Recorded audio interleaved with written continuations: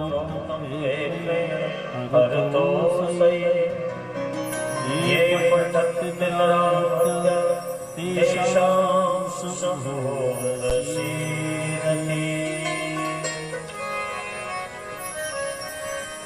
नमः शिवाय नमः शिवाय हर हर भोले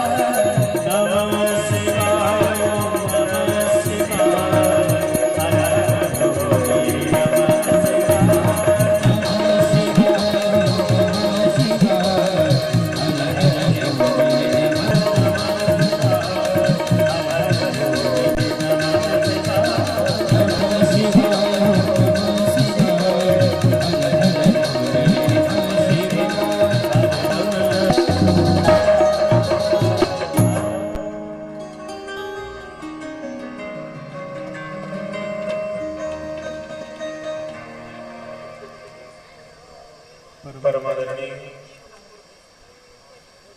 भगवत चरणानुरागी तथा प्रेमी सजन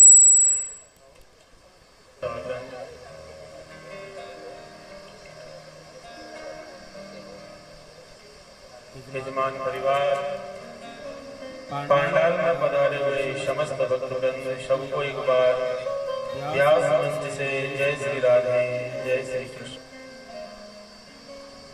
अतिहरि कृपा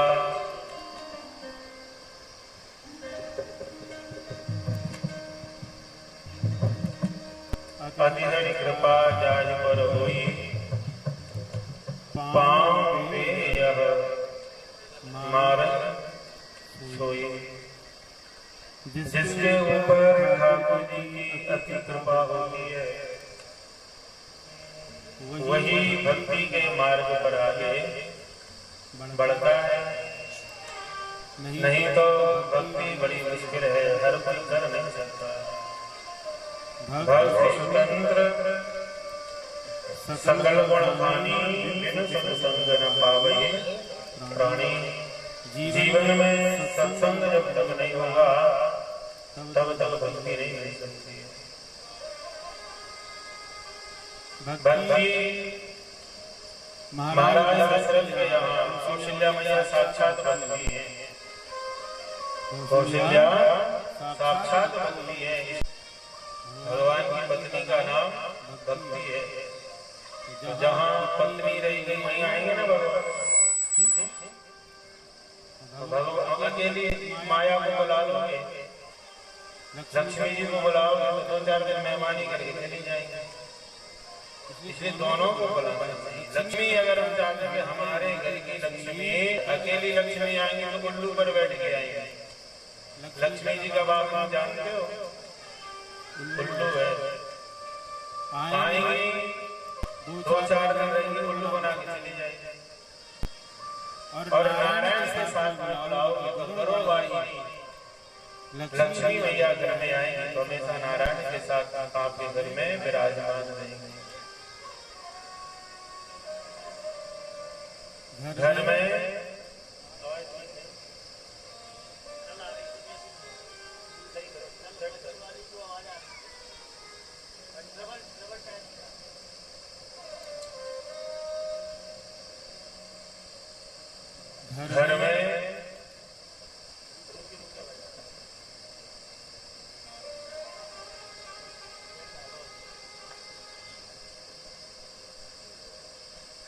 घर में मूर्तियां हमेशा बैठी हुई होनी चाहिए।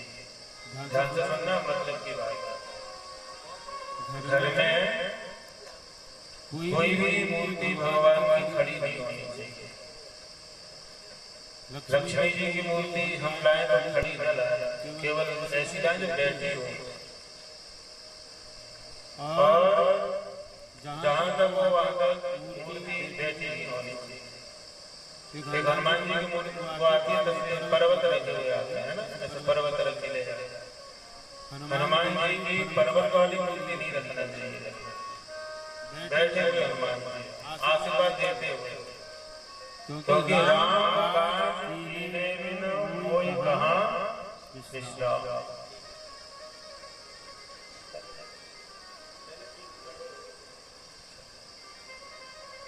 तो हनुमान जी महाराज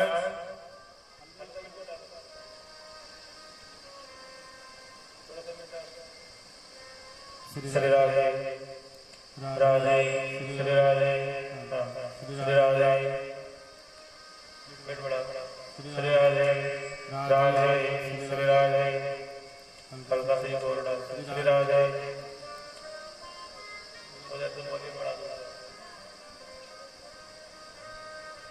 ऊपर से मशीन का वॉल्यूम बढ़ा।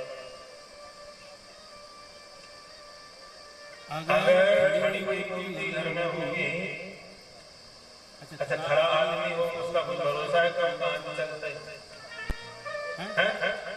आदमी खड़ा हो कोई भरोसा नहीं किधर चला जाए। और बैठा हुआ होगा तो बड़ा विचार करेगा, जाने के लिए मूड बनाएगा। तो भगवान भी हमारे घर में हो तो बैठे हुए होना चाहिए। ठाकुर जी की मूर्तियां बैठे होनी चाहिए। नहीं अपने हनुमान जी हैं तो वो बैठे हुए देखें ऐसे बैठे हुए होना, क्योंकि बैठे हुए हनुमान जी फुर्सत में रहते हैं। फिर आप सुनते हैं लक्ष्मी मैया खड़ी होगी तो वो ठीक है। सबसे बड़ी मूर्ति घर में नहीं रखना चाहिए। मूर्ति छोटी हो लेकिन हमारा भाव बड़ा हो। भाव का खेल, मंदिर बहुत बड़ा हो भाव नहीं है तो कोई मतलब नहीं। मूर्ति भले ही छोटी हो लेकिन भाव हमारा होना भगत के बस में है। भगवान भाव बिना बाजार में वस्त्र मिलत नहीं बोल, बिना भाव हरि नाम मिले भाव सहित हरि बोल। केवल भाव का खेल है। योग है ना, अयोध्या राम हटाओ युद्ध बचा। अयोध्या का दूसरा नाम है अवध, इसमें भी आगे है, इसका भी हटा दो, क्या बचा? वध। जहाँ कभी किसी का वध न हुआ हो उसे कहते हैं अवध।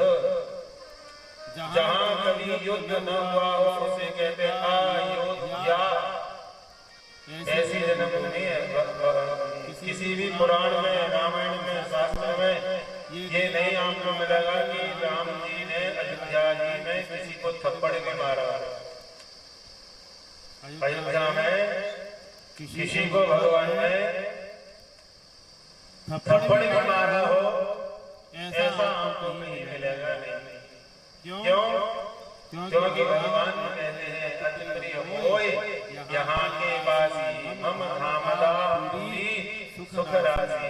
अयोध्या जी में खटमल मच्छर पशु पक्षी प्राणों के प्रिय लागे सबको राम कृपाल। भगवान सबको प्राणों से ज्यादा प्रिय है। मंदरा जी राम का बुरा थोड़ी चाहते थे, वो तो देवताओं ने उसकी बुद्धि खराब कर दी, जबरदस्ती उसको कलंक दिलवा दिया गया। मंदरा बड़ा प्रेम करती थी राम से, वो तो अजस कटारी टायर गई नहीं राम जी में, जबरदस्ती उसको कलंक दिया गया। नहीं तो अयोध्या जी में राम का सब प्रेम करते हैं, अति प्रिय। भगवान को भी वहाँ के और वासी अति प्रिय है। तुलसी तब से अजब जानिए रघुवर नगर बसैया। वहाँ के लोग भगवान को बड़े प्यारे हैं। 50 साल पहले की सत्य घटना बताएं आपको। अयोध्या जी पुजारी जी ने अपने बच्चे महाराज भगवान के बिल्कुल मिलाया। मिश्री ने मिलाई तो संख्या मिला देता उनको होश आया कि चलो जल्दी से जैसे भगवान बोले तब से महाराज ने जैसे देखा चीख निकल गई। भगवान कनक बिहारी सरकार बोले, अयोध्या जी में कनक बिहारी सरकार बोले हैं। नागेश्वर महादेव के पास में काले राम का मंदिर बना है। वहीं काले राम की सामने गोरे राम की हो गई। काले राम गोरे राम तो पूरा कनक बिहारी सरकार का शरीर काला पड़ गया, चीख निकल गई। देखा वो तो भगवान की कृपा थी कि भगवान ने तुम्हें दूध पीने से बुला लिया। अगर तुम दूध पी गए होते तो तुम्हें लाश पड़ी होती। ये भगवान की कृपा। पर्दा पास में है ठाकुर, अब क्या करें, कैसे आपकी गर्मी शांत होगी। तब तक पूरी अयोध्या जी में खबर कर दी, क्या मुसलमान क्या हिंदू, कोई भीड़ लग गई दरबार। ये सब पहले नहीं बना था, अब तो अयोध्या जी का रूप ही बदल गई है। अब तो और ज्यादा बदल गई है। पुरानी अयोध्या जी का ये सब नहीं था, वहाँ सब बहुत बड़ा मैदान था। अब तो अयोध्या जी संत फैजाबाद पर खबर निकल गई, वहाँ से लोग आ गए। ठाकुर क्या करें, आपकी गर्मी कैसे शांत होगी। बोले सरयू जल मंगवाओ। अब घड़े के घड़े सरयू जल आया और भगवान को स्नान कराया। ठंडाई लगाई गई, सारे ठंडाई का जितना सामान था सब ला करके भगवान का भोग लगाया गया। बोले उसको शांति मिली। बोले हाँ थोड़ी सी शांति मिली है, तो क्या करें। बोले इसे कोई पी जाए तो मेरी ये गर्मी शांत हो जाएगी। तो पता है जब कहा ऐसे ऐसे ठाकुर जी कह रहे हैं, जितने भी वहाँ आए थे लाओ हम पी जाए, लाओ हम पी जाए, सब पीने के लिए तैयार। सबसे बाबा ने कहा भैया, बोले हाँ सब पीने के लिए तैयार है। अब किसको आज्ञा है, अगर आपकी आज्ञा हमको हो तो हम पी लेंगे। बोले नहीं आप ना पियो। तो बोले ऐसा करो, दूध आया है 50 में उसमें मिलवा दो। भगवान का भोग लगाया 50 में दूध का, उसी में वो गिलास जहर का मिलवा दिया, थोड़ा थोड़ा सबको बांट दिया। तो भगवान पूरा चेहरा जैसे मैंने देखा वैसा ही हो गया। थोड़ी सी उंगली उनकी बस काली रह गई, कहीं थोड़ा बहुत रह गया होगा तो वहाँ उस पे वहाँ पुजारी जी कुछ उस पे लगा देते हैं, वो हमेशा लगा रहता है वो।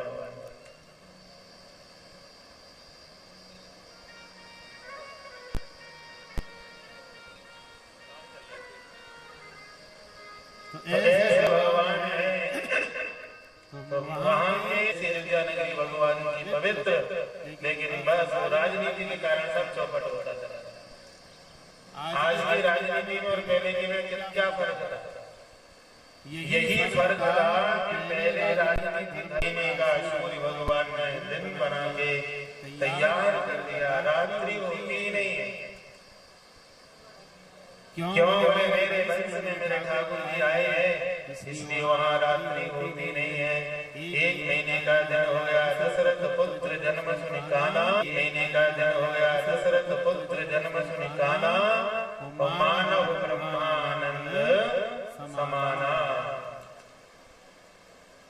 दुख का समय बहुत देर में निकलता है, ध्यान से सुनना।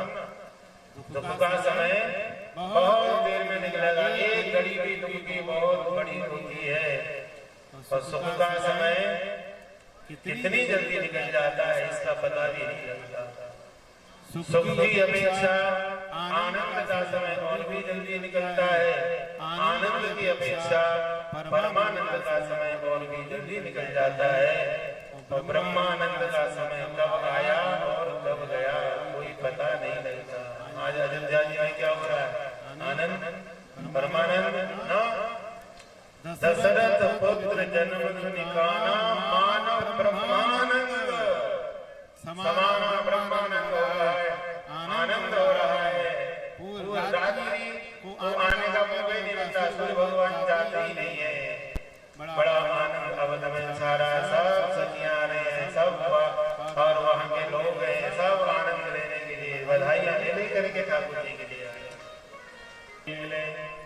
बाबा की तैयारी हो रही है। अरे चेला हम जा रहे हैं राम जी का दर्शन करने के लिए, तो हम भी चले, आप भी चलो, हमारा क्या बिगड़ता है।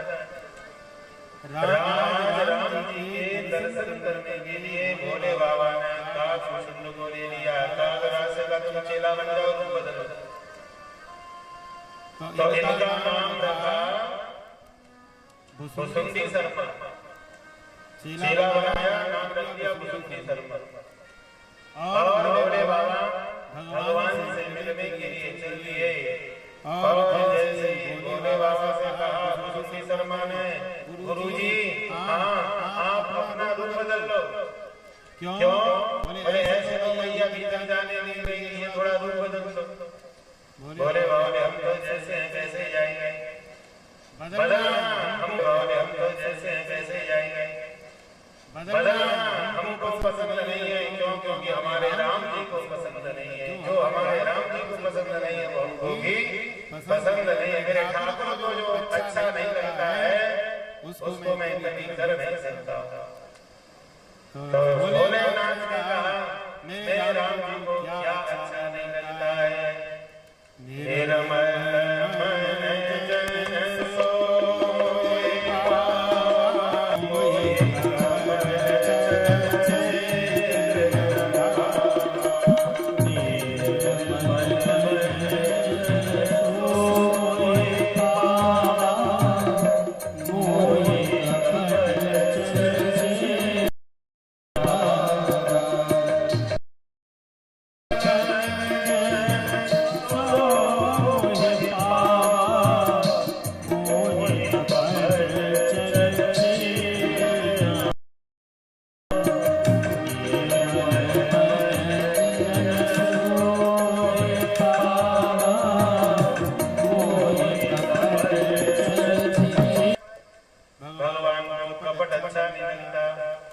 हम भीतर से कुछ हो रहे हैं, बाहर से कुछ हो रहे हैं। वो एक कपट, छल, छेद, ये 3 चीज ठाकुर होता है, मुझे पसंद है। और मेरे ठाकुर जी को पसंद है तो हम गाय बनावटी बन के जाए, ऐसे जाएंगे।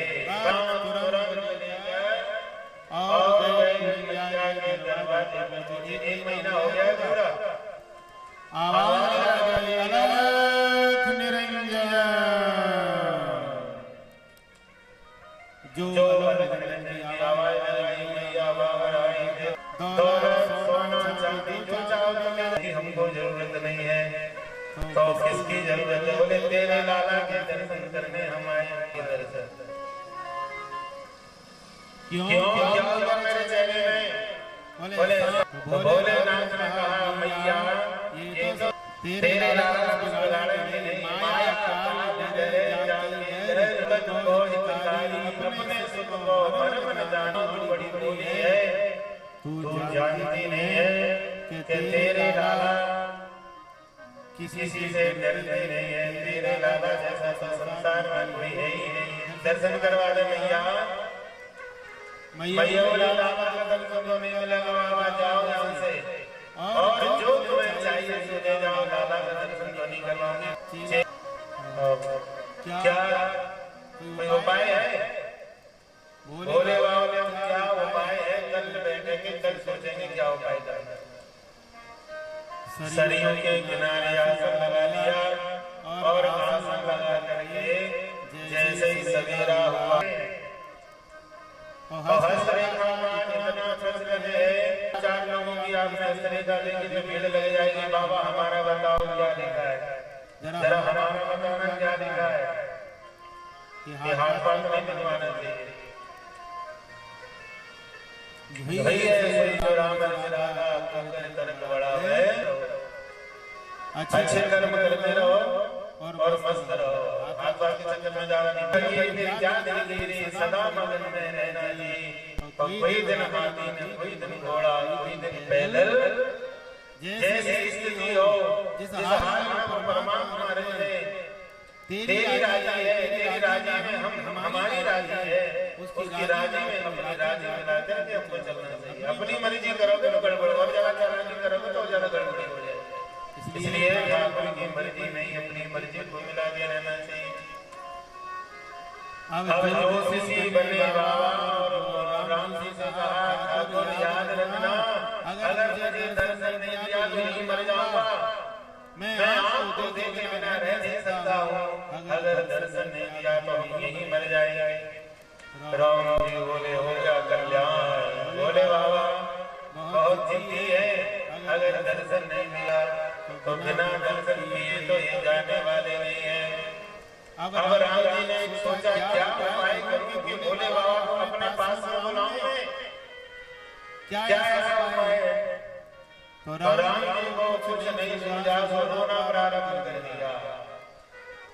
ऐसे रोए कि अब चुप होते ही नहीं है। मैया ने डॉक्टर बुलाए वैद्य बुलाए हकीम बुलाए लेकिन राम लला चुप होते ही नहीं है। रोते जा रहे हैं रोते जा रहे हैं रोते जा रहे हैं। मैया ने बहुत उपाय किए शांत नहीं हुए।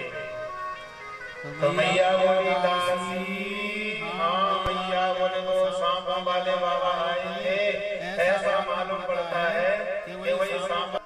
अब दासी ढूंढती गई तो भोले बाबा सरयू के किनारे हस्तरेखा देख रहे थे। भोले बाबा जैसे हस्तरेखा भी तीनों कालों की बातें बताने वाले भूत भविष्य वर्तमान अब आगमी आयो बूढ़ो प्रामाणिक ब्राह्मण शंकर सुहायो अब आगमी आयो। करते क्या है?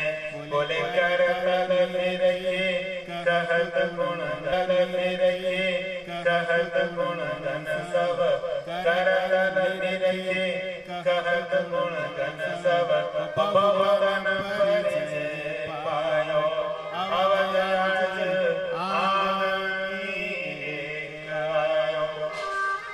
अब बड़े बड़े लोगों को परिचय दे रहे हैं।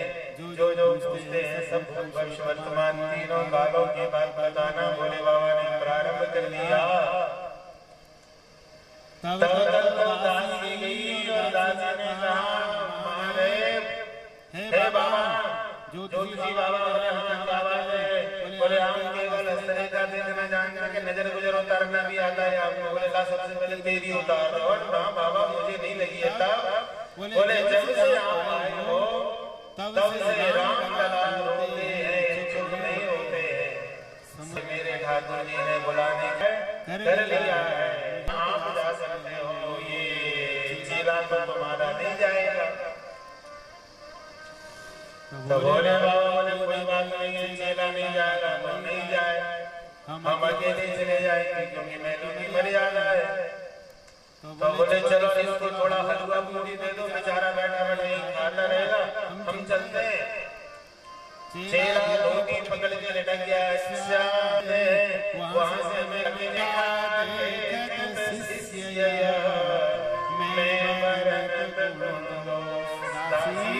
अब मेरी तो बढ़ा दी आंखें और मुझे थोड़ा कम दिखाई देता है। तो ये चेले ही तो देखता है मेरा रेखा चलते नहीं तो बनेगा ही नहीं। क्यों नहीं बनेगा? बोले काम बने नहीं जुगल बिना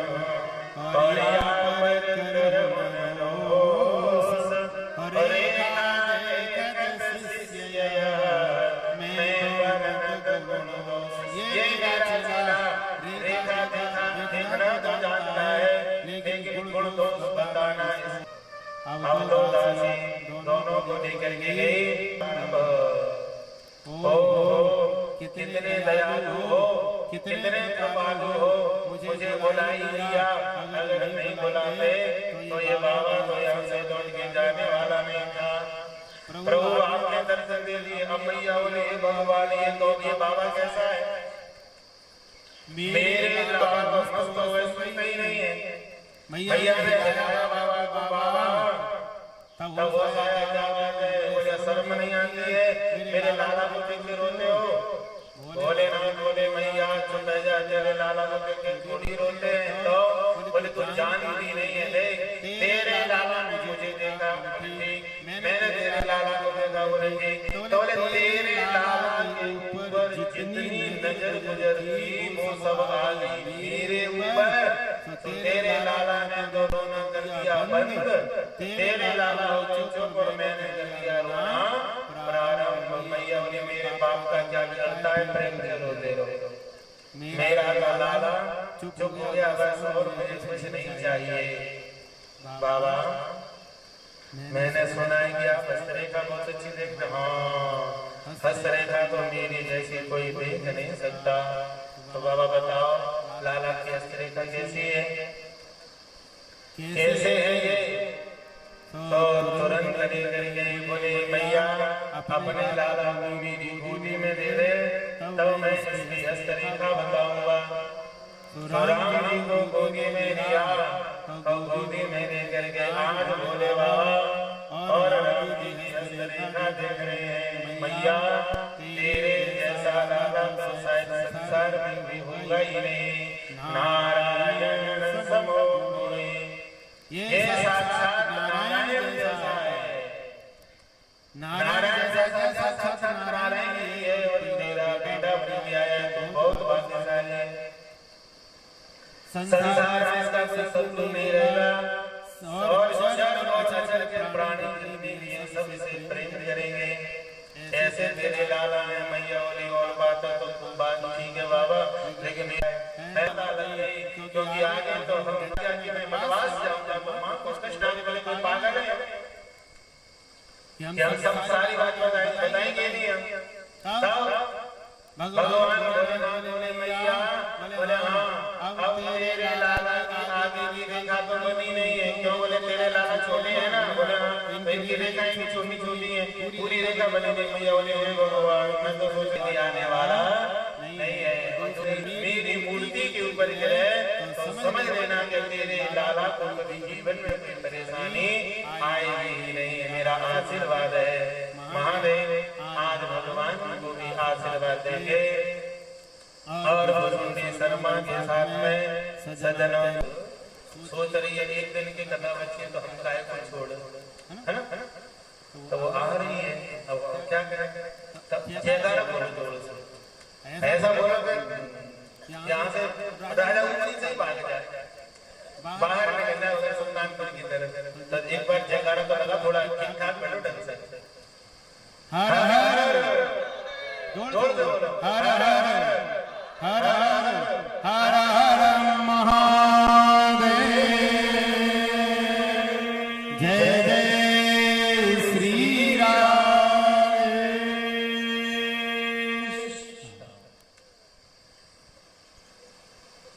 मेरे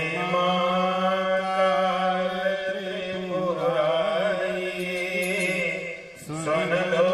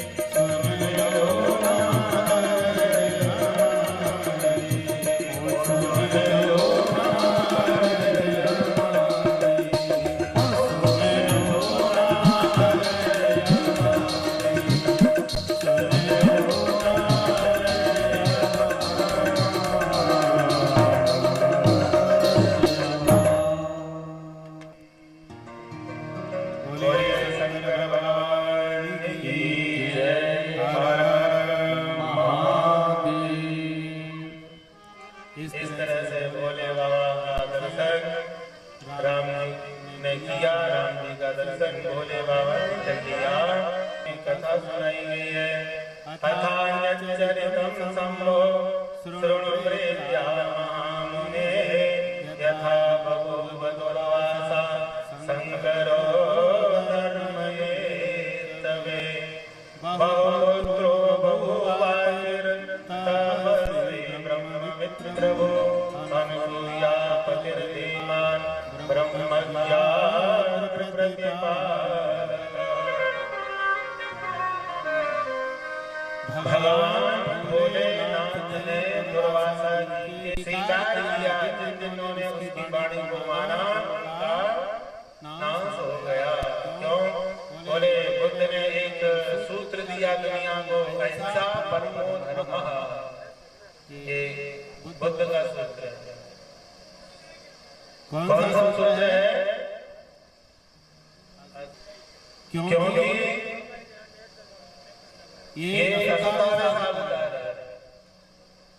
गले के ऊपर में अशोक ने विजय प्राप्त कर ली, लेकिन हत्या के घबराया और गर्म लगा करके बुद्ध भिक्षुओं ने उसे अपना अनुयायी बना लिया और बस अहिंसा परमो धर्म करते रहे। और देखते हमारा ये भारत मिलेच्छा क्रांति अति हुई है। जब बिना मतलब के किसी को गाली देना भी अहिंसा है, व्यर्थ में किसी को गाली देना भी अपराध है, हिंसा है। और सज्जनों कारण होने पर उसको मार देना भी अहिंसा है। अब डाउन हो जाए और डाउन करके बहुतों को परेशान करे, कई लोगों को मार दे, ऐसे डाउन को मार देना ही अहिंसा है। भले ही वो मारा जाए लेकिन वही अहिंसा है। एक के मरने से अनेकों की रक्षा होती है, उसे अहिंसा कहते हैं। अब हम लोग अहिंसा करते रहे, मिलेच्छों ने आक्रमण कर लिया, देखते देखते पूरा भारत मिलेच्छा क्रांत हो गया हमारे सामने। जब अति हो जाएगी, अहिंसा की जाएगी तो हमारे सामने हमें मारेंगे, हमारे सामने और अत्याचार होगा। फिर उनके अत्याचार को धीरे धीरे करके हमारे मन में भी हिंसा बढ़ेगी। तो भैया अकारण किसी को गाली देना भी हिंसा है और कारण के ऊपर मार देना भी हिंसा है। इसलिए धर्म पता है कैसा होता है? धर्म होता है काल सापेक्ष और परिस्थिति सापेक्ष। कब वहाँ धर्म है, वहाँ अधर्म है। सीधी भाषा में समझ रहे हैं आप? झूठ बोलना अधर्म है, पाप है। लेकिन कुछ जगह ऐसी होती है जहाँ झूठ बोलना धर्म है और सत्य बोलना पाप है। जैसे आपके सामने से गाय निकली, कसाई के घर से गाय छूट के भागी आपके सामने से निकली और आपने उस गाय को देख लिया। कसाई ने आकर के आपसे पूछा, क्यों यहाँ से गाय निकली है? अब बताओ, सत्य बोलोगे फिर झूठ बोलोगे? अगर आप वहाँ सत्य बोलते हैं तो उस गौ हत्या का पाप आपको लगेगा। वो जाएगा पकड़ के लाएगा, मार देगा तुम्हें, सत्य बोलने का भी पाप लगेगा। तो यहाँ क्या करना है? बोले यहाँ सत्य नहीं बोलना है। क्यों? बोले समय परिस्थिति है, झूठ बोल जाओ तो वहाँ हमारा पुण्य हो जाएगा। झूठ बोल जाओगे, गाय यहाँ से निकली, मैं 3 घंटे से यही बैठा हूँ, कोई गाय नहीं निकली है, गौ माता के प्राण बच जाएंगे, तुमको गौदान का पुण्य हो जाएगा। तो धर्म की जो व्याख्या है वो बहुत महीन है, कहाँ धर्म है कहाँ नहीं है। धर्म और परिस्थिति सापेक्ष होता है, कहाँ धर्म है कहाँ अधर्म है, गाली करते रहते। तो ये है ससुराल का अवतार और भगवान का पूर्ण अवतार होता है। पूर्ण अवतार है राम का, कृष्ण भगवान का। परिपूर्ण अवतार से शक्ति के साथ में आए, शक्ति के साथ में जो आए हैं, जैसे सीता जी के साथ में आए और इधर पार्वती के साथ में आए, राधा जी के साथ में आए, ये परिपूर्ण अवतार है। वामन भगवान का, कपिल का ये पूर्ण अवतार है। इस तरह से भगवान के 5 तरह के अवतार बताए गए। तो तो दुर्वासा दुर्वासा ऋषि का अवतार ये भोले बाबा के अंश से है और अनुसुईया के यहाँ तीनों देवताओं के अंश से ये तीन बालक थे।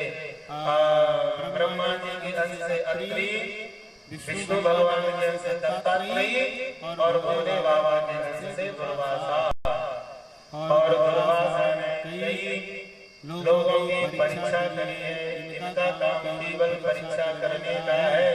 इन्होंने एक बार अम्बरीश की परीक्षा की तो क्या हुआ, सूर्यवंश से सब उत्पन्न हो योमवरेशो नभो भवत् तत्परीक्षा सततं शृणुत्वं मुनीश्वर सोमवरेशो नभः सतलौदीप दशापदे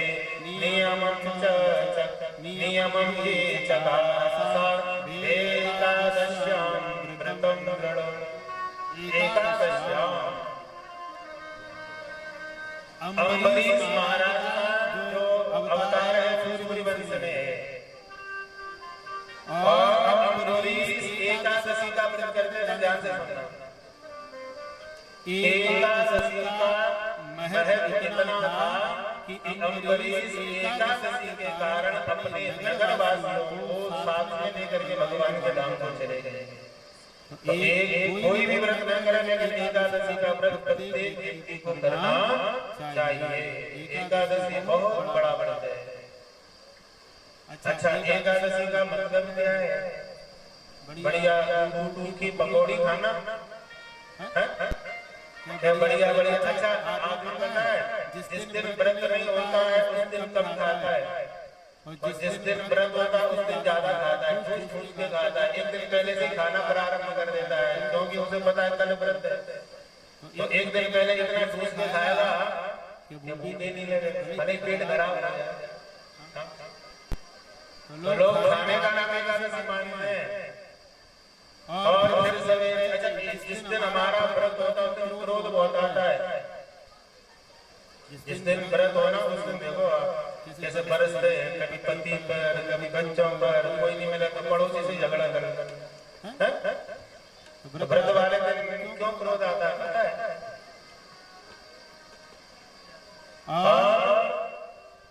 व्रत का मतलब क्या है? देखो, व्रत का मतलब है, अच्छा, अब अपने यहाँ की तो हम नहीं कह सकते, लेकिन कई जगह जाते हैं तो कथा का नियम होता है पैर भगवान की ओर नहीं करना चाहिए। पैर दोनों भगवान की साक्षात ठाकुर जी है।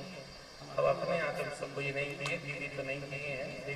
कई जगह लोग आते हैं कथा में और दोनों पैर ऐसे लेकर के भगवान की तरफ कर दिए, आराम से व्यास जी उनके चरणों के दर्शन करते रहे और सुनाते रहे।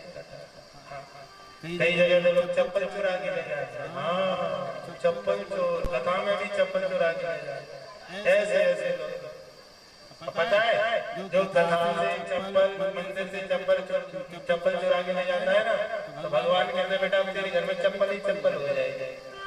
हाँ, भगवान के दरबार में ले जाओगे वही तो भगवान उसी का भंडार तो भरेगा। इसलिए ये सब नहीं करना चाहिए। अपने यहाँ तो नहीं करते लोग, अपने यहाँ तो सब बढ़िया बढ़िया, अपने यहाँ सब कुछ होता है। आज भी सब समझदार हो गए हैं। महंगी चप्पल माता को ज्यादा समझदार है, अपने यहाँ तो नहीं है। लेकिन बाहर मैंने देखा कई जगह कथा उतार है, अगर वहाँ उतार दी ले जाएगा तो वहाँ नहीं उतार दी। उन्हें देखा कि ये जगह बढ़िया है तो आकर के जिस जगह पे बैठना होता है उसी जगह पे उतार दी है, उन्हीं के ऊपर आसन लगा के बैठ जाते हैं। चोर के बाप की हिम्मत नहीं है कि ले जाए, ले जाए बेटा कैसे ले जाए। अच्छा, ठीक है, अपनी व्यवस्था सुरक्षा अपने सामान की खुद करना चाहिए। राजस्थान हो जाए, हो जाए, इसलिए ये आसन में नहीं बैठे रहते। अब लेकर ये नियम हम इसलिए नहीं बताते कि वैसे तो चबन नहीं बैठे। ये नियम अगर हम पहले बताते थे पहले ही तो फिर हम और हमारे तिवारी जी बैठे रहते कथा पढ़ना भी आता है, इसलिए हम कुछ कहते नहीं। जैसा बैठना है चाहे सो, चाहे लेट जाओ, चाहे पैर पसारो, जो मर्जी आए सब करो, लेकिन आओ तो कम से कम। इसमें नियम ज्यादा बताते नहीं होते, हम सोचते ठीक है जो जैसा चल रहा है ठाक, लेकिन हम सोच रहे एक दिन की कथा है तो काय को छोड़े। अब तो बताइए कथा नियम से सुनी जाए, आसन से सुनी जाए, आदि की कथा का पूरा फल जो हम चाहे वो भगवान देने के लिए तैयार है, क्योंकि ये भगवान की मैया भगवान मैया सबरी को भक्ति सुनाते हैं और मैया सबरी से राम जाते हैं। प्रथम भक्ति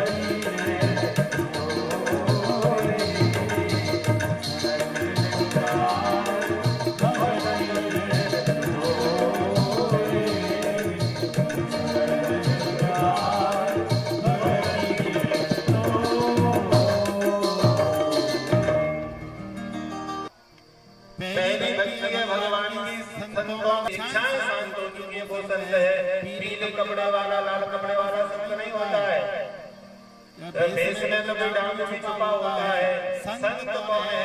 बोले जो शांत है वही संत है, चाहे वो घर में रहे, चाहे जंगल में रहे, चाहे दुकान में रहे, चाहे मकान में रहे, जो शांत है जिसकी कामना शांत है वही संत हो सकता है। लाल कपड़े वाला भी संत हो सकता है, सफेद कपड़े वाला भी संत हो सकता है। देश का नाम संत नहीं है, स्वभाव का नाम संत होता है, जिसका स्वभाव शांत हो सकता है।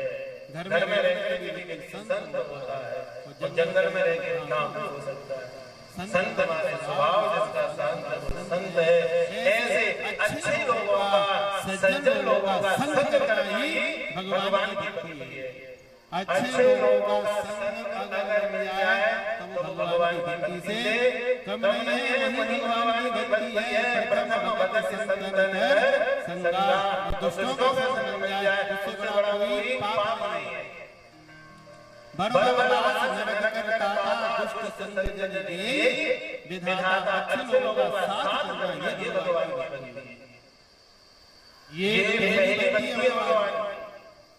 और दूसरी भक्ति कौन सी है? बोले दूसरे ममता प्रशंसा, भगवान की कथा सुनना ये भगवान की दूसरी भक्ति है। कथा सुनना, कथा क्यों सुनी जाती है? क्योंकि हम घर में भक्ति कर सकते हैं और यहाँ 3 घंटे बैठ करके प्रेम से हमारी दूसरे कथा प्रसंगा गुरुपद पद सेवा, गुरु की सेवा करना तीसरी भक्ति है। चौथी भक्ति गुण बनाए करे कपट गान, भगवान का कीर्तन करना भजन करना चौथी भक्ति है। मंत्र का जाप करना ये भगवान की पांचवी भक्ति है। छठवीं शीलवान ये भगवान की छठवीं बंदी है, छठम मसीह फिर विभव कर्मा निरंतर निरंतर सजा। सातवीं बंदी भगवान की कौन सी है? बोले सब में परमात्मा। बेचारा सीधा सच्चा आदमी घर में बना रहे, उसने देखा ही नहीं था दुनिया में क्या है। तेरा भला है कितनी दुनिया जानी है। अब तीन ही बनाई चाहिए तो अब घर में अगर 3-4 लोग हैं, तुमको कितनी कहानी है? बोले 3, तुम्हें 2, पूरी 8-10 रोटी में तो काम ही करता।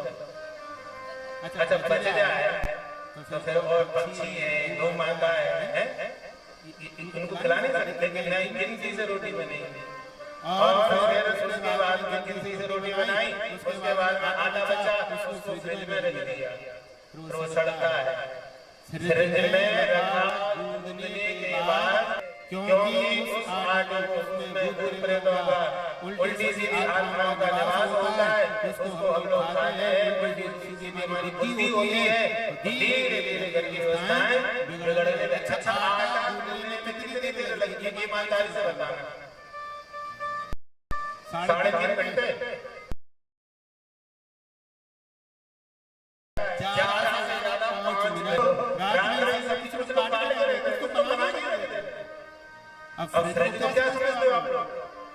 फ्रिज में रखा हुआ सामान सुरक्षित है, वो सड़ता है, वो सड़ा हुआ खाते हैं हम लोग।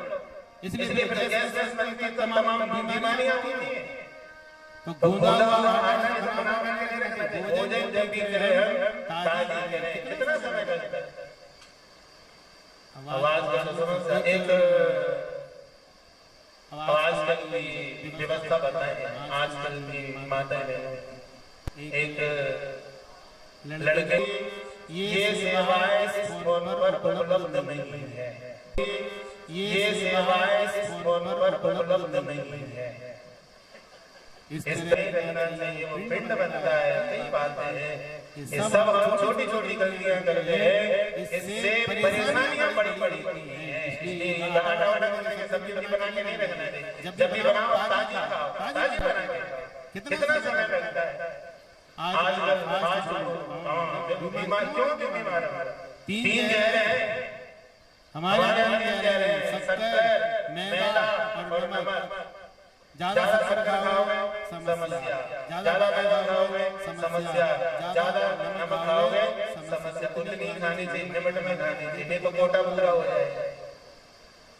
नहीं आप बच्चों से बेटा दूध पी लो, जैसे नाक से बदबू आती है, दूध में बदबू आती है। और जो सड़ा हुआ माल 3 दिन का हुआ रहता है, ठेले के ऊपर जिसमें मक्खी पड़ रही है, धूल मिट्टी आ रही है, वहां जाकर के पिज्जा, बर्गर और पता नहीं क्या क्या सब उल्टा सड़ा हुआ माल खा के आते, बीमारी में उनको क्या होगा?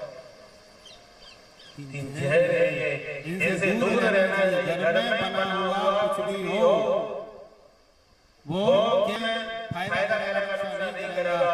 बाजार में कैसी भी बना, तो पैसे के लिए बनाना है, उसमें कोई भावना नहीं।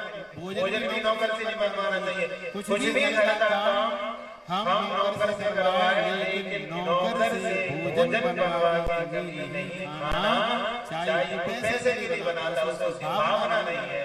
जब खाते हैं तो वो देखता है कि देखो आज इनको भगवान ने दिया, मुझे नहीं दिया, उसकी नजर उसके ऊपर पड़ती है। किस काम का भोजन? तो भोजन में आलस नहीं बनाना चाहिए, भोजन अपने हाथ से बनाए। अब 120 रोटी खाए तो कौन खिलाए? माता पिता ने तब तक तो बेचारा खाता रहा। माता जी पिताजी गए, इसके बाद भाभी किसको खिला देंगे?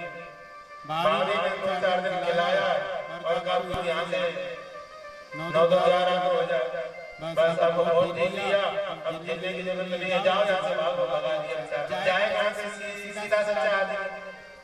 अब जिंदगी में यही नहीं था, तो गया गाँव से बाहर देखा मंदिर था, मंदिर में मोटे ताजे संत महात्मा बाहर निकले। उसने सोचा ये ठीक है, खाते बहुत होंगे, मोटे ताजे थे, जो जैसा होता है उसी सबसे से जुड़ा लगता है। तब तक 2-4 महात्मा और आए, तो वो भी हटे घटे, ये ठीक है, ये भी खूब खाते हैं। सो आगे बोला महाराज जी, हाँ बोले हमको चेला बना दो। महाराज जी क्यों बनाने चेला? अरे गुरु जी हमारा भी दुनिया में है। तो संत को आ गया, चेला बना लिया। बोले गुरु जी हमको यहाँ कुछ करना पड़ेगा? तो संत बोले तुमको यहाँ कुछ नहीं करना पड़ेगा, बस पढ़े रहो और थोड़ा आरती पूजा में आ जाएगा। गुरु जी को 2 में खा लिया था। तो बोला गुरु जी अगर 2 में भी नहीं भरे तो गुरु जी बोले हमको खा दो। अगर तुम्हारा पेट 2 में नहीं भरे तो हमको खाओ। अरे गुरु जी आप तो नाराज हो गए। अरे भाई आप 2 में नहीं भरे 3 में खा ली, कितना सम्मान आपको क्या फर्क पड़ता है? हाँ ये ठीक है। अब 3 पंक्ति बैठे पर अकेले ले गए और 3 उठ गए और बढ़िया पड़ा रहे। थोड़ी बार पूजा में जाए, धीरे धीरे समय निकल रहा। अब उसे क्या पता कि हम क्या बताने वाले हैं। 15 दिन तो आराम से निकल गए और देखा घड़ी में आए तो चूल्हे में कुछ इधर दिखाई नहीं पड़ रहा क्या है। तो गुरु जी के पास में गया, उदास गुरु जी हाँ आज चूल्हे में कुछ। गुरु जी बोले बेटा आज नहीं बनेगा, आज क्यों? बोले आज एकादशी है। भगवान ये एकादशी क्या होती जानता ही नहीं था। तुमको भी करना पड़ेगी। तो आंखों में आंसू भर के बोला गुरु जी अगर आज आपने हमको एकादशी करवाई तो द्वादशी तुम देख ही नहीं पाएंगे। क्यों? बोले हम रात में मर जाएंगे। अगर हमको खाने को मिला तो रात में मर जाएंगे, हम द्वादशी देख नहीं पाएंगे। गुरु जी ने बोला हे भगवान जैसा भोजन बन जाए चल तू बना देता है। सो बोला मरता क्या नहीं करता। भंडारे में गया 5 किलो आटा, 2.5 किलो आलू और घी, मिर्च, मसाला, टमाटर, धनिया वनिया सब पोटली बना के खोपड़ी पे रखी। नदी के किनारे पहुंचा, भोजन बनाया और बना के 2 थाली पड़ोसने के एक अपने लिए और एक भगवान के लिए। सोचा भगवान आएंगे और 2 थाली रखे। अब भगवान को बुलाने लगा है, राजा राम आइए मेरे राम आइए मेरे भोजन का भोग लगाइए। राम आइए मेरे राम आइए मेरे भोजन का भोग लगाइए। ओ मेरे भोजन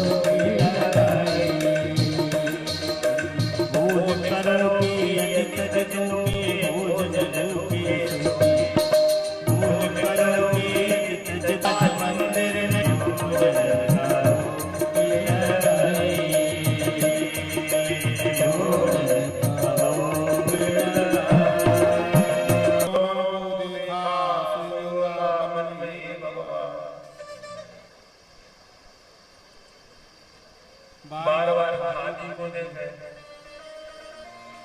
बार बार भगवान बोले ऐसे क्या देख रहे?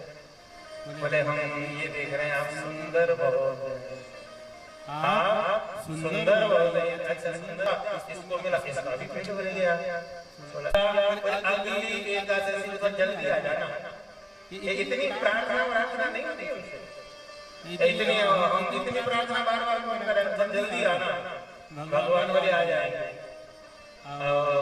भगवान जाने लगे तो इधर आओ। अब क्या है बोली के बताओ कितने आओ। भगवान ने नहीं मना, चले गए। अब ये चला गुरु जी को नहीं बताया क्यों? बोले इसलिए भगवान होंगे, भगवान ऐसे खाते होंगे। अब 15 दिन निकले गुरु जी के पास में गया तो गुरु जी से बोला गुरु जी हाँ बोले सामान को बढ़वाओ। गुरु जी बोले तेरा दिमाग खराब है 5 किलो आटा खा गया वगैरह सामान बढ़वाओ। अरे गुरु जी अकेले थोड़ी खा गए तो वहाँ तो भगवान और आते हैं तब उनकी व्यवस्था करनी पड़ती है। गुरु जी ने सोचा झूठ बोल रहा है भूखा रह गया होगा इसके बहाने वाला। अच्छा कितना चाहिए बोले कम से कम 7 किलो। अच्छा 7 किलो ले अब 7 किलो आटा 3.5 किलो आलू और 1 किलो घी मिर्च मसाला धनिया मिर्ची सब ले जाकर के पहुंचा नदी के किनारे और फिर भोजन बनाया। भोजन बना के फिर भगवान को बुलाया। राजा राम आइए सीता राम आइए मेरे भोजन क्यों बोले ये बताओ हमने तुम्हारे भोजन का ठेका लिया है कि पूरे खानदान का लिया है? तुम जैसा आदमी ने कहा 1 को बुलाओ 2 को आते हो और 2 को बुलाए तो 3 आ गए। भैया किसको बुलाए? राम जी बोले हमारे भैया हैं काय के भैया हैं न लगते ही नहीं है न स्वभाव से लगे न शक्ल से लगे। लक्ष्मण जी बोले क्या कह रहा है? राम जी बोले कुछ भी कहे भजन से चुपचाप बोलो कुछ बोलना नहीं। अब किनारे आया और उसने नदी के किनारे सामान रख दिया। गुरु जी पेड़ की ओर में छुपे छुपे दे गए। अब आज इसने बनाया नहीं जानते ना आज इसने भोजन किया। अब तो जो भगवान का बना तो बड़े बड़े संत महात्माओं ने देखा कि ओ आज तो भगवान का भोग बन रहा है प्रसाद बन रहा है। तो बड़े बड़े संत महात्मा भगवान के प्रसाद को ग्रहण करने के लिए आ गए। सो बोला से थोड़ा बहुत बच भी जाता तो ये भी बच नहीं रहे। अब ये तो हमारी कैसे करने की चीज हो रही है। अब सब भंडारा गुरु जी कुछ नहीं दे रहा। गुरु जी आए बोले ऐसे क्यों बैठा है ये बना क्यों नहीं रहा? बोले क्या बना ये सब इतने भगवान आ गए हम टाइम बना भाई बने ये सब भोजन भगवान बना रहे हैं। अच्छा तू क्यों नहीं बना रहा है? हम काय को परेशान हो तो काय भगवान? अच्छा गुरु जी को दिखाई नहीं दे रहा है केवल एकादशी भगवान को पा लिया मेरी जिंदगी हो गई भगवान एकादशी करते करते भगवान का दर्शन नहीं हुआ।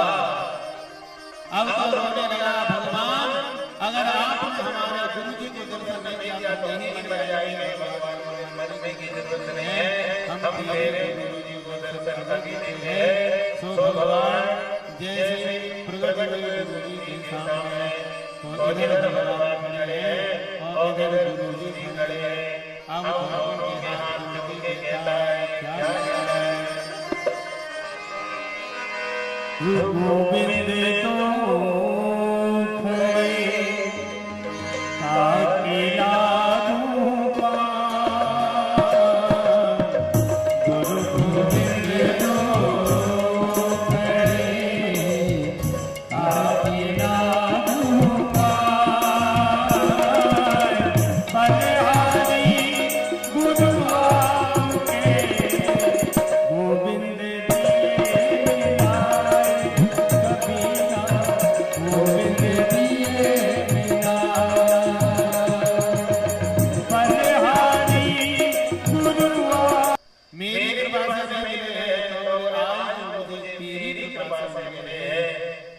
जिंदगी हो गई एकादशी करते करते भगवान नहीं मिले लेकिन मुझे आनंद है कि मुझे भगवान का दर्शन करा दिया है। मुझे कृपा तो आपकी है।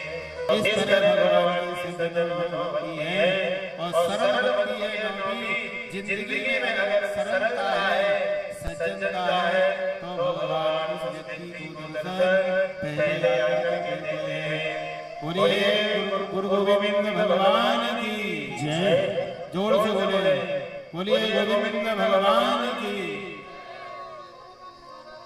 कृष्णाय वासुदेवाय हरे परमात्मने प्रणतक्लेशनाशाय गोविंदाय नमो नमः। अम्बरीश जी दुर्वासा परीक्षा देने के लिए आए और आकर के परीक्षा ली। एकादशी का व्रत बोले महाराज चलो भोजन कर लो। प्रत्याग को मार दिया और दुर्वासा ऋषि पीछे बढ़ गया। सब जगह भाई किसी ने रक्षा नहीं करी, भगवान का रक्षा करो, भगवान ने दिया नहीं।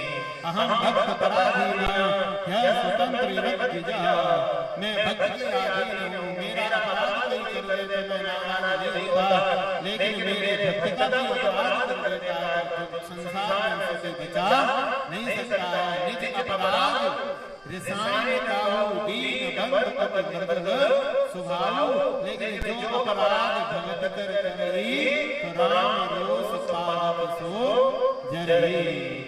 भगवान नमो योग बलि सो नमो वर करकरी चापा, नमो योग बलि सो नमो वर करकरी चापा, सीताराम प्रणम गुणीश्वर एकादशामृतं कृत्वा द्वादश्यां चैवारां करश्याम सकल संकल्प स्मरादिव ज्ञात्वात्मयं तस्य दुर्वासामि सत्तमः कयमंगल शिष्य मे शंकरा सदा। ऐसे एक बार लक्ष्मण की परीक्षा करने के लिए राम जी के पास में समय आया, काल आया और काल ने राम जी से कहा कि हम आपसे कुछ एकांत में वार्तालाप करना चाहते हैं। राम जी ने लक्ष्मण जी से कहा दरवाजे पर रहना और जब तक मेरी आज्ञा नहीं हो कोई भीतर ना आवे, किधर ले लिया जाएगा। ये राम जी की प्रतिज्ञा थी। दरवाजे से दरवाजे खोल दे। तो लक्ष्मण जी ने कहा गुरुदेव आप बैठिए, अभी ठाकुर जी की कुछ गुप्त वार्ता चल रही है, मैं आपको अभी थोड़ी देर में मिलाता। बोले नहीं इसी समय मिलना ही है। और दुर्वासा ऋषि बोले अगर अभी इस समय तुमने खबर नहीं करी तो हम अभी तुम्हें श्राप दे देंगे, पूरी अयोध्या को नष्ट कर देंगे। तो लक्ष्मण जी ने सोचा अगर अयोध्या नष्ट होने से तो यही भला है कि हम ही नष्ट हो जाए। ठीक है महाराज संदेश देते हैं जैसे कि भीतर मरना नहीं होता, अगर नगर से निष्कासित कर दिया जाए, नगर से निकाल दिया जाए तो ये भी मृत्यु के बराबर है। तब यहाँ लक्ष्मण जी का नाम है त्याग करके शेष भगवान से सरयू मैया में गए और शेष बच करके अपने धाम के लिए चले गए। बोले लक्ष्मण महाराज की जय। लक्ष्मण जी की परीक्षा लेने एक बार भगवान कृष्ण की परीक्षा लेने गए। श्री कृष्ण ने नमस्यापि परीक्षां सचार तम शृणुतं मुनिश्रेष्ठ कथयामि कथां चतां ब्रह्म प्रार्थनया विष्णुर्वसुदेवसुतो भवेत् धरावतारं साधूनां रक्षणाय च।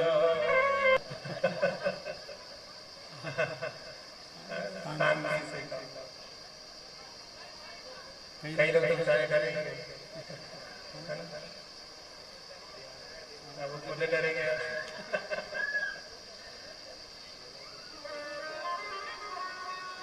तो भगवान कृष्ण के पास में दरवाजे से आए और कहा कि सुना है तुम ब्राह्मण भक्त हो, संत भक्त हो। बोले गुरुदेव आज्ञा करो, क्या आज्ञा है? तो बोले हमारी आज्ञा है कि हमको गंगा मैया में और दुर्वासा ऋषि स्नान कर रहे हैं। क्या हुआ?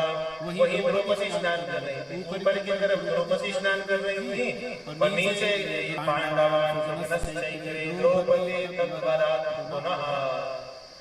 द्रौपदी ऊपर स्नान कर रही थी, दुर्वासा ऋषि नीचे स्नान कर रहे थे। की कॉपी जो लंबी होती है वो गंगा के प्रवाह से बहने दिगंबर हो गए। अब थोड़ी लज्जा आई गई, बाहर कैसे निकले। अब ये सब द्रौपदी ने देखा, उनको एहसास हुआ तो उन्होंने अपनी साड़ी में से वस्त्र फाड़ दिया और वस्त्र फाड़ करके गंगा में बहाया। गंगा में बहते हुए जो वस्त्र नीचे की ओर आया तो दुर्वासा ऋषि ने वो वस्त्र लिया, अपने शरीर के ऊपर आवेष्टित कर दिया और द्रौपदी को आशीर्वाद दे दिया। द्रौपदी च वरप्रादात् तत्तच्चन्द्रवर्धनं पांडवान् सुमनश्चक्रे द्रौपदी तद्वरः।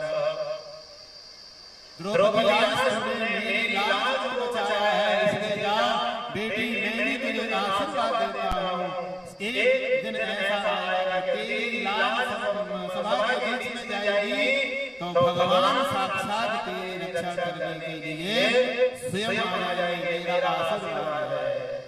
और आज तुमने अपना वस्त्र फाड़ साड़ी में मुझे दिया है, यही मेरा आशीर्वाद है। ये जो वस्त्र है ये हजार गुना हो जाएगा, अपार वस्त्र तुझे और मेरा आशीर्वाद प्राप्त होगा। यही कारण था जब दुशासन ने बड़ी सभा में द्रौपदी को लाए और लाकर जब चीर खींच रहा है, तब द्रौपदी ने देखा कि आज मेरी रक्षा के लिए कोई नहीं आ रहा है। चारों ओर देखा, पांचों पत्नियों को देखा, सब मस्तक नीचे करके बैठे हैं। तब द्रौपदी में कोई सहायता नहीं कर रहा है। मनीषी से ज्ञान देता हूँ, भगवान की प्रेरणा हुई, कृपाचार्य की ओर देखा तो कृपाचार्य ने गुरु जी ने दोनों हाथ छाती से लगाए। छाती से लगा करके द्रौपदी देख रही है, छाती से लगाया, एक उंगली ऊपर उठाई और उंगली ऊपर उठा करके दोनों हाथ छाती से झटका दे करके हटा दिया और पूरा गीता का ज्ञान दे दिया। बेटी किसका भरोसा कर रही है? इनमें कोई भी भरोसा करने भी बैठे, इनमें कोई भरोसा करने लायक नहीं है। अगर भरोसा करना है तो परमात्मा कर। अरे छोड़ दे अपने वस्त्र को, सहारा ले। आशा है राम जी से दूसरी आशा छोड़ दे, वही परमात्मा तेरी रक्षा कर। द्रौपदी समझ गई और जैसे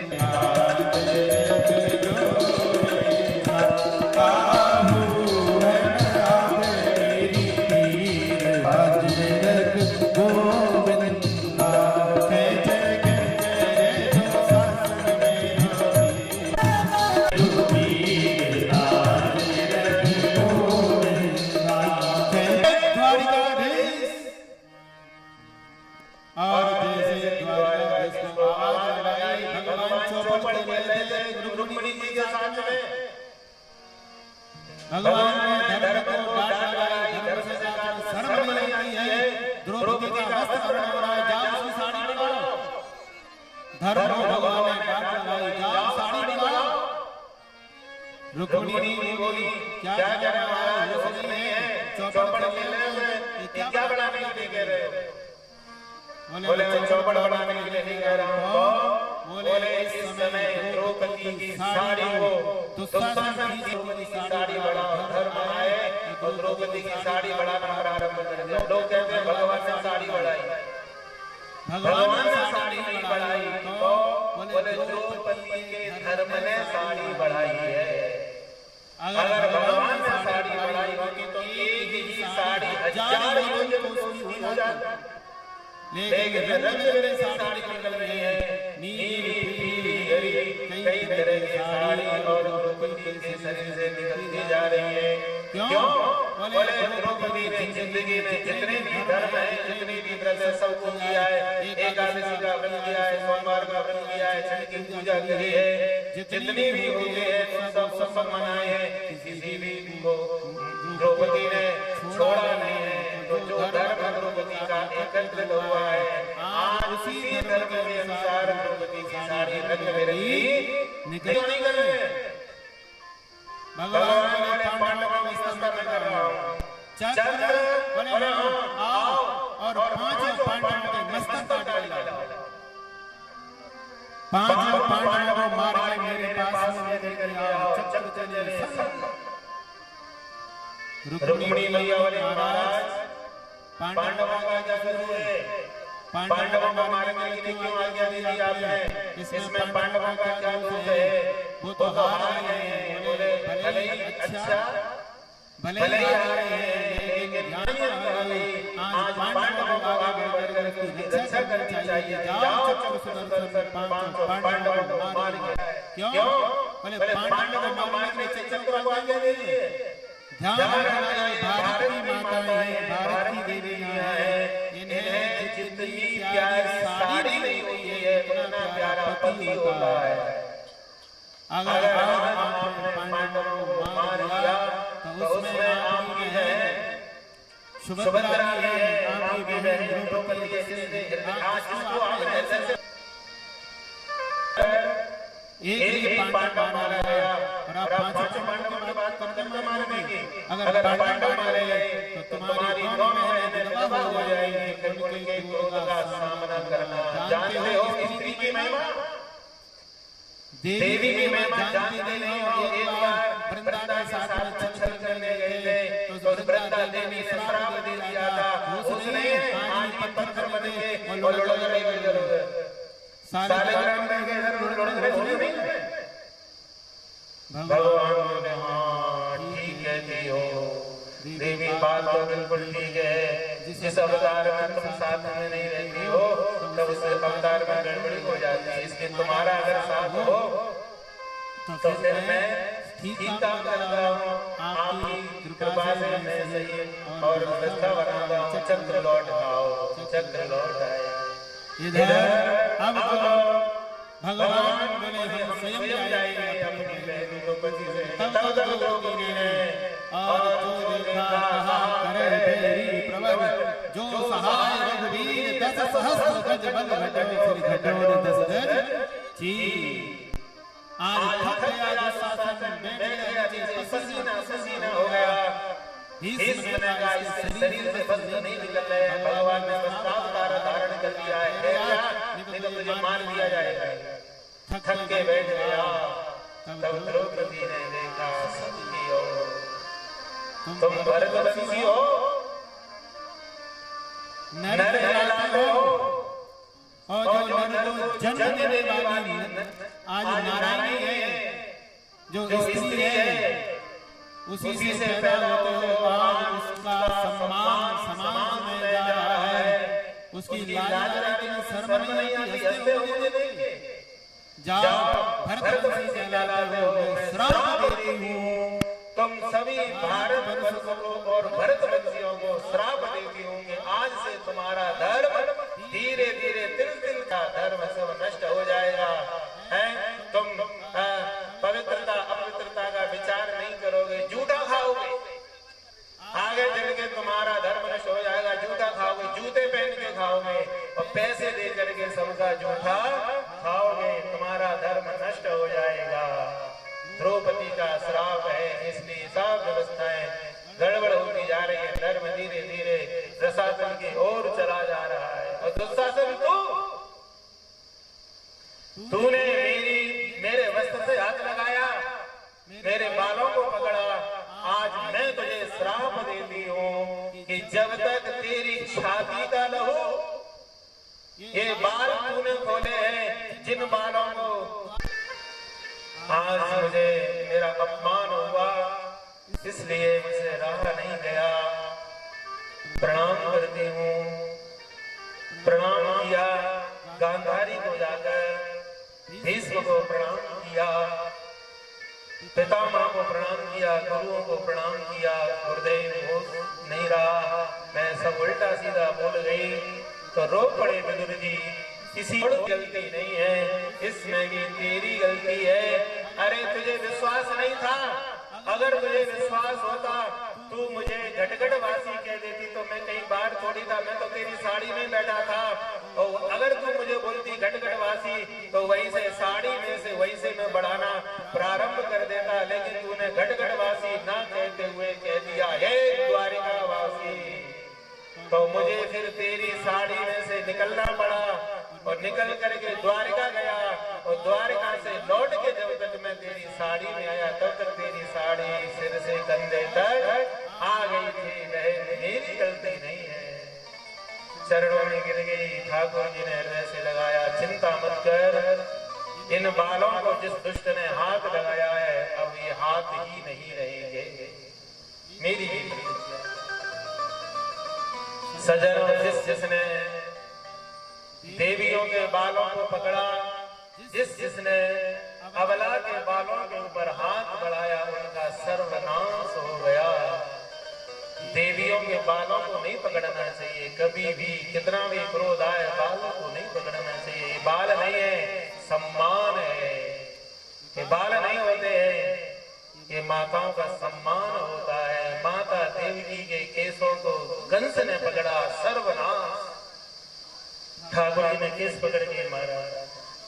रावण ने माता सीता के केसों के ऊपर हाथ डाला सर्वनाश हो गया। आज दुशासन ने देवी द्रौपदी के केसों के ऊपर हाथ डाला सर्वनाश अपराध, बालों को कटवाना नहीं चाहिए।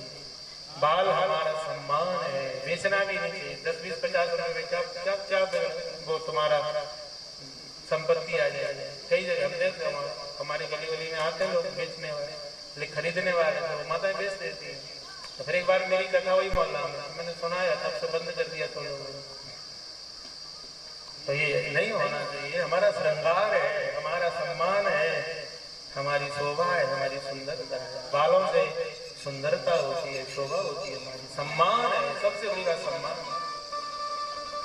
तो आज वही दुर्वासा ऋषि की जो आशीर्वाद दिया था, बेटी तेरा चीर सभा में बढ़ जाएगा। आज दुर्वासा ऋषि का आशीर्वाद द्रौपदी को मिला और कुछ बिगड़ा नहीं है द्रौपदी का। तो इस तरह से दुर्वासा ऋषि ने द्रौपदी को आशीर्वाद दिया था।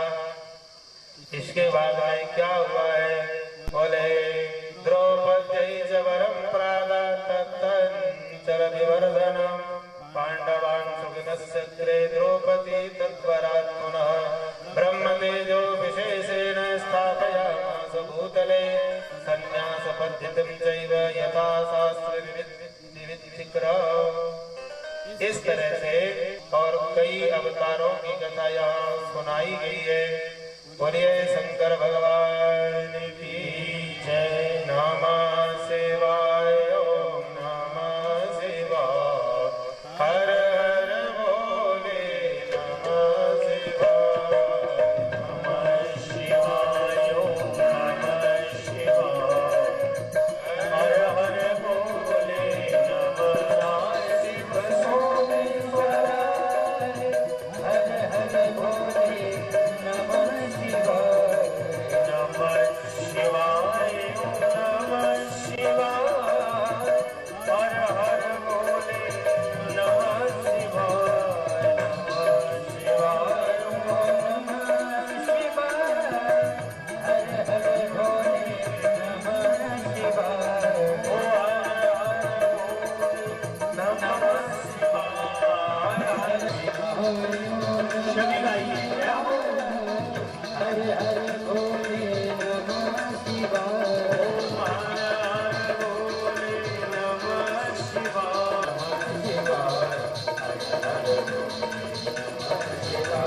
नमः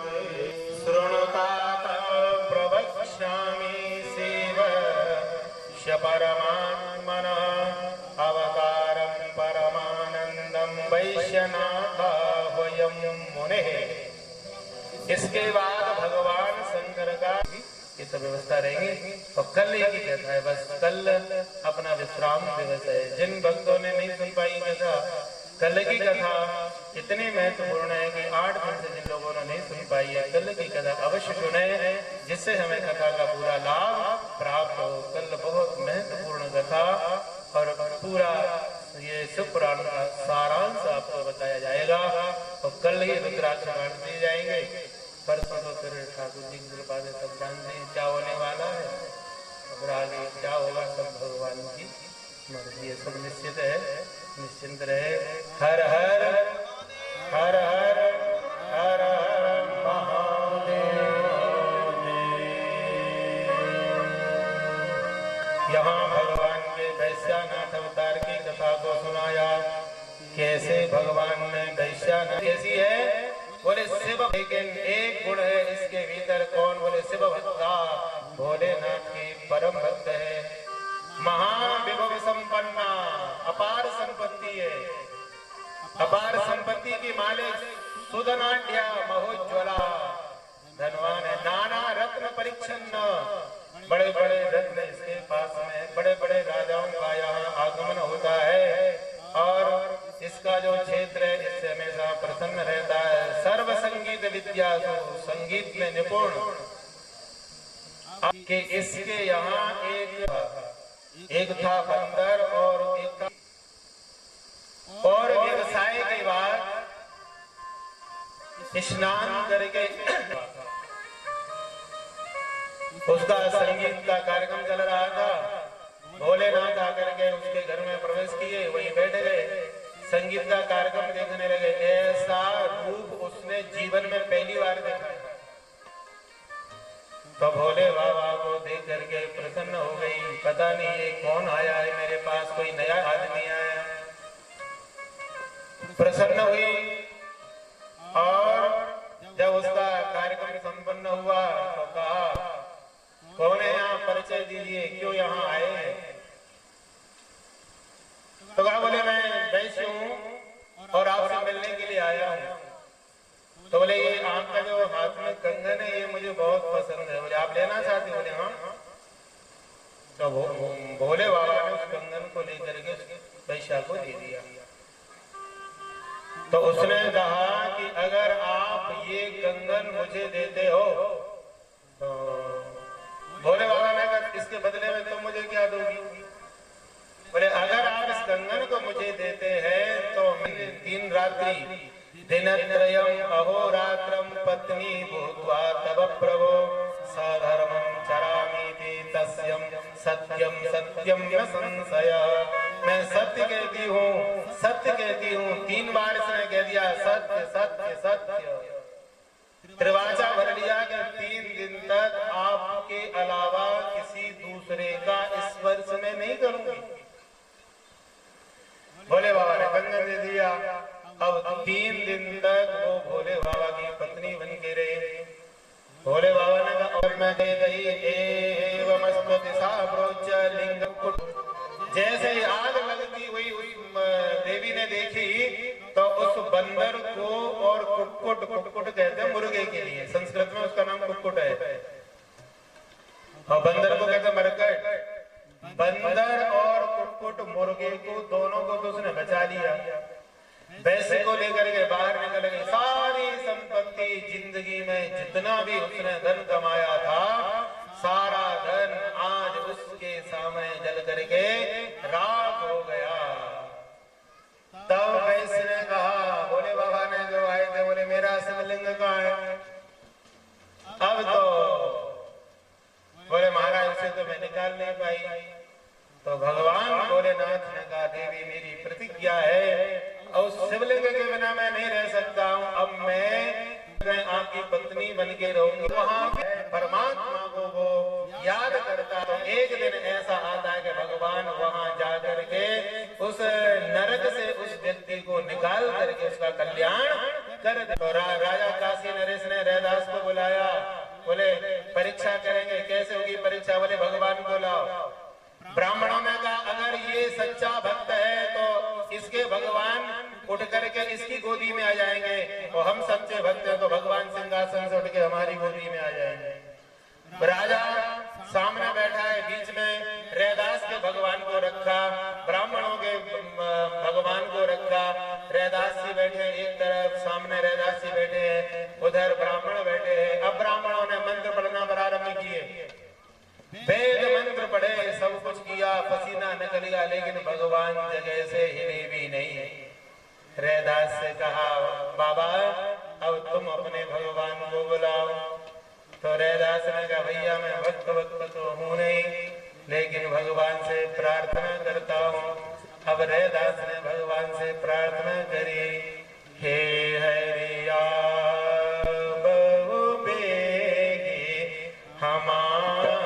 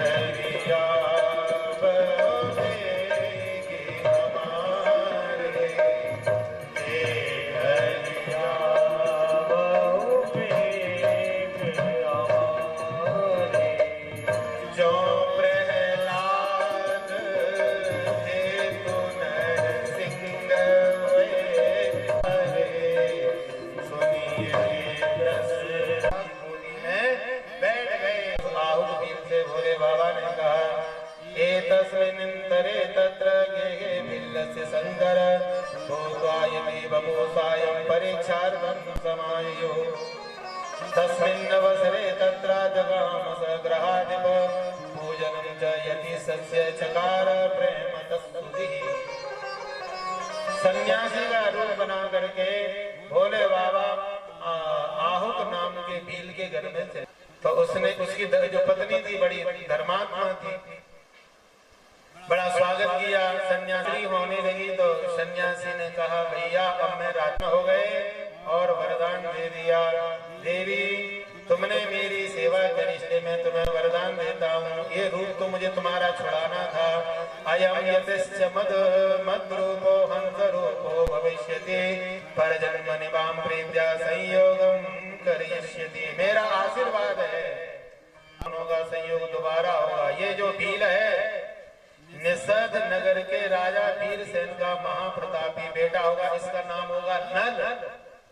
तुम विदर्भ नगर में भीमराज की कन्या परम गुणवती दमयंती नाम से और उससे जो बेटा हुआ इसका नाम है असमंजस। असमंजस ने और जब सगर के 60,000 बेटा जल गए। सुमति और केसरी दो पत्नी थी। सुमति के हुए 60,000 छोटे छोटे पिंड हुए, बाहर आए हवा लगी तो पूरे पिंड बन के तैयार हो गए, बालक बन गए। और केसरी का एक बेटा हुआ, इसका नाम था असमंजस। और सगर ने करी यज्ञ, यज्ञ में घोड़ा छोड़ा, इंद्र ने पकड़ लिया। घोड़ा ढूंढने गए तो कपिल मुनि के आश्रम पे घोड़ा मिल गया, लेकिन महात्मा को गाली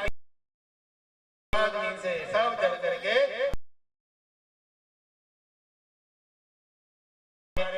भाई कैसे जीवित होंगे, गंगा जी आ जाए।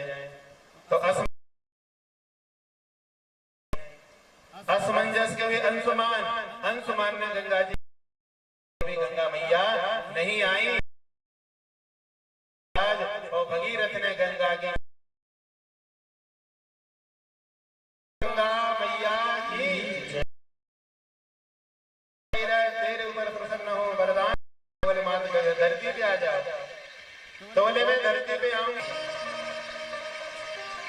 जगह नहीं मिली कहां से निकलूं। 1 साल तक भोले बाबा की जटाओं में उलझी रही।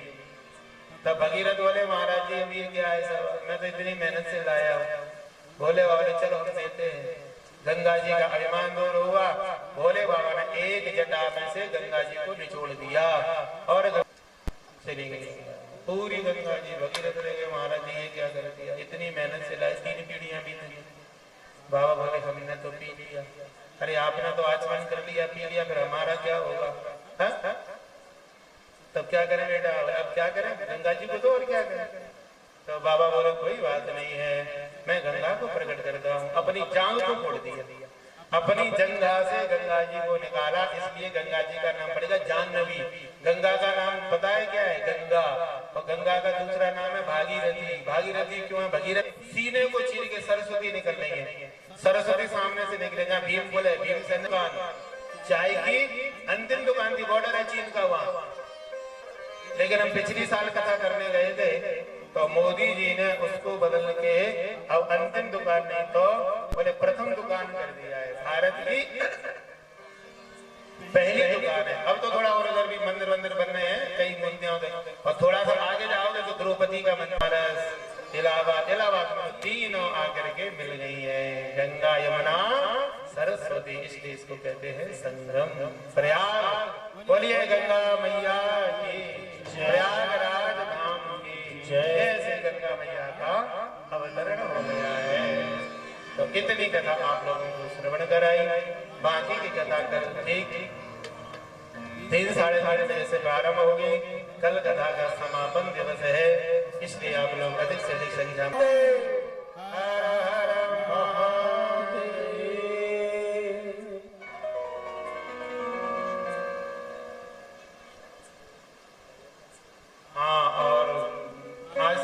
संध्या भी होगी, आज ही होगी भजन संध्या, क्योंकि कल ये कुछ इन लोगों को कहीं बाहर रखा जाना है। राजस्थान इन दोनों का कार्यक्रम है, तो बेचारे कहीं संगीत वाले जाएंगे।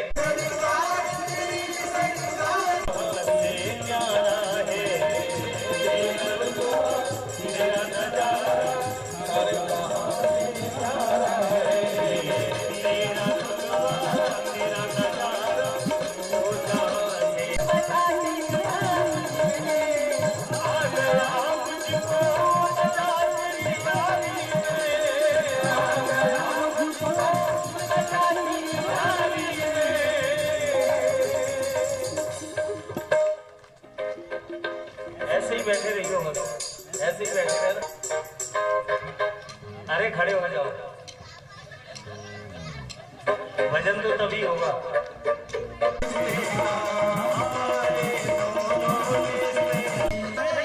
कर्पूर